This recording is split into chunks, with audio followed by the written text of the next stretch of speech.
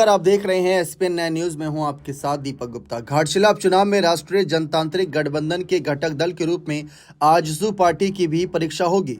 इस कारण आजसू पार्टी इस उपचुनाव में भाजपा प्रत्याशी बाबूलाल सोरेन की जीत सुनिश्चित करने के लिए पूरा दमखम लगा रही है।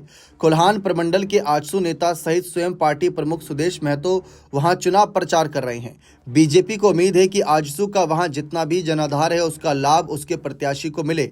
यही उम्मीद इसलिए भी है क्योंकि वर्ष 2024 के विधानसभा चुनाव के दौरान आजसू ने अपना जनाधार बताते हुए कोल्हान प्रमंडल की जिन सीटों पर अपना दावा किया था उनमें 3 सीटें आजसू पार्टी को मिली थीं, भले ही तीनों सीटों पर इसकी हार हुई थी। घाटशिला उपचुनाव में आजसू की ओर से पूर्व मंत्री रामचंद्र सही सता हरेलाल महतो भाजपा प्रत्याशी की जीत सुनिश्चित करने के लिए पूरा जोर लगा रही हैं।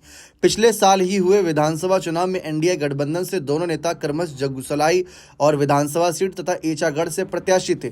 एक ही प्रमंडल में इन विधानसभा क्षेत्रों के होने से घाटशिला में भी इन नेताओं का कुछ न कुछ प्रभाव है। घाटशिला में कुर्मी मतदाताओं की संख्या भी लगभग 10,000 है। ऐसे में भाजपा को उम्मीद है कि आजसू के साथ गठबंधन होने से इनके वोट उनके खाते में आएंगे। हालांकि जयराम महतो की पार्टी जेएलकेएम द्वारा भी यहां प्रत्याशी देने से उम्मीद टूट सकती है। पिछले वर्ष के विधानसभा चुनाव में जेएलकेएम के प्रत्याशी रामदास मुर्मू ने 8,000 से अधिक वोट पाए थे। कहा जाता है कि जेएलकेएम ने वोट आजसू पार्टी में सेंध लगाकर हासिल किए थे। रामदास मुर्मू इस बार भी चुनावी मैदान में है। घाटशिला उपचुनाव में भाजपा को आजसू के साथ गठबंधन से मिलने वाले लाभ पर इसीलिए भी लोगों की नजरें रहेंगी क्योंकि पिछले वर्ष के विधानसभा चुनाव में आए परिणाम के बाद आजसू पार्टी के साथ गठबंधन पर सवाल उठने लगे थे।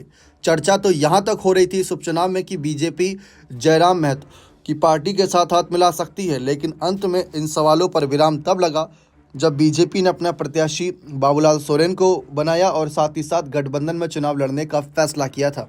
बने रहें चैनल के साथ। बहुत बहुत शुक्रिया।